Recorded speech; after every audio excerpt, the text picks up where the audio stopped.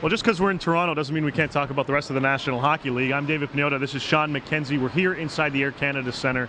And Shawn, when you look at the standings, there's a familiar team right at the top of the Western Conference, and they have been for years. I don't think too many people expected the Detroit Red Wings to be first in the West 2 months into the season. I think familiar is an understatement when you say Detroit Red Wings at the top of the standings. You can never count out the Wings.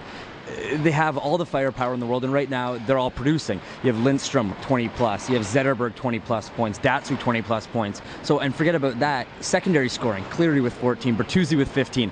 When the Wings big guns are doing what they do, they're a hard team to stop. Yeah. When you put in some secondary scoring from those guys, the Wings are as good as they're ever going to be. Absolutely, and you know, one of the guys they expected to perform well, Yuri Hudler, has been a little shaky this season. They haven't got the secondary scoring from him. But like you said, Bertuzzi and Cleary have stepped up, which has really spread things around for the Wings. Well, that's the thing about the Wings is one game you'll have one guy going. It could be a relative unknown the way the Wings like to do it. And then the next game, one of their big guys will step up. The next game, it'll be Hudler, it'll be Cleary. They have so much depth on that team that most people don't even know about. Guys produce in so many different ways for the Detroit Red Wings that I don't think they should be worried because the other guys are stepping up. But when Hudler does decide to step up, when some of the other guys decide to step up, I think they're going to be even better. Oh, absolutely. And the one guy who really continues to perform day in and day out, and I think just gets better with age now, is their captain, Nicklas Lidstrom. He's on pace as of now for a career season, 80, 90+ points.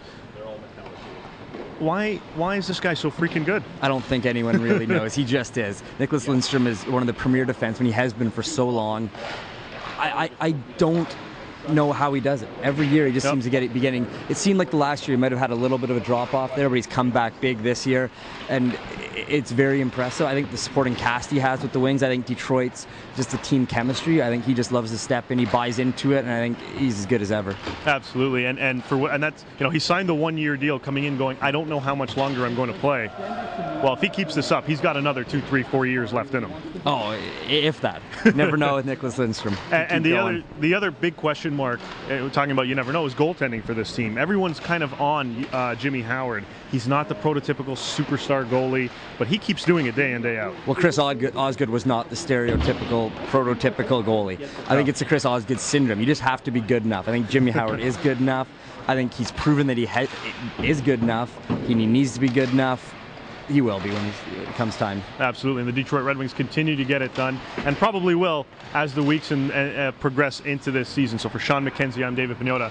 Catch us a little later on here on TFP.